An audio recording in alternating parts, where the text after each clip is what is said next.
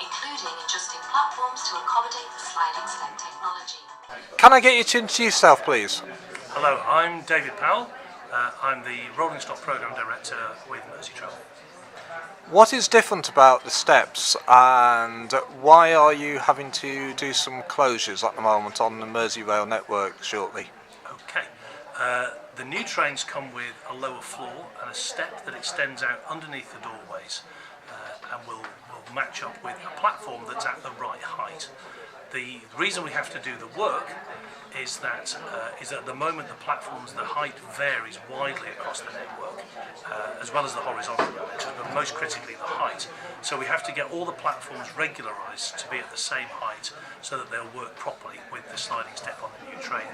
All of that will enable unassisted access for all users, which will include people with buggies, people with wheelchairs, people with rolling luggage, just small children. Be much safer and much more convenient, easier for people to get on and off the trains. Now, you thought a lot about disabled access. We've just spoken to one of the disabled counsellors who hopes to use the network shortly. Yeah. What else or other innovative features have you got? On board the train, well, there's lots more passenger information. Rather than having the yellow on black dot matrix displays, we're going to be having colour screens. We can a lot more of them, and we'll be able to put much better information out there for passengers. We've also consulted heavily with Merseyrail users in developing the design. It's helped us very much with the features of the seats, so we're going for slightly wider seats than is the case at the moment, more legroom. And we've also been trying to make sure that the train is much better for standing passengers, so there's a lot more to hang on to if you happen to be standing.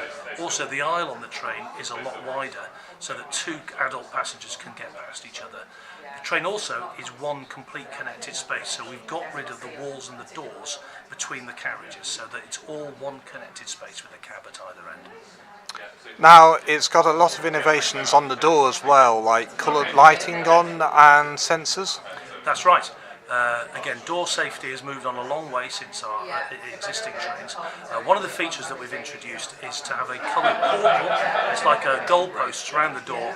When they're illuminated green, it means it's safe for passengers to get on and off. When they're flashing red, it means that it's not safe for you to get on and off. It either means that the doors are actually moving or the doors are about to start moving. And what type of features have you got coming on with the actual door itself when it comes to sensors?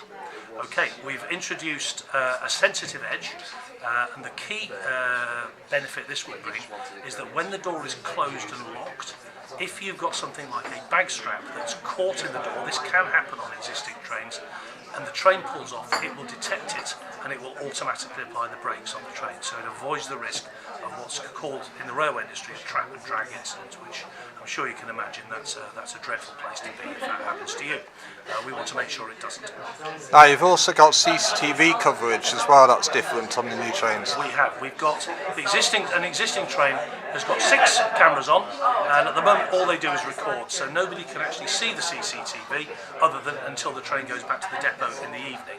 On the new train we'll have 16 higher quality cameras, and we'll be able to view them live, so both the driver will be able to see them, but also critically the control room, which is at Sand Hills, they'll also be able to see the CCTV images live. So we'll know much better what's actually going on board the train in the saloon.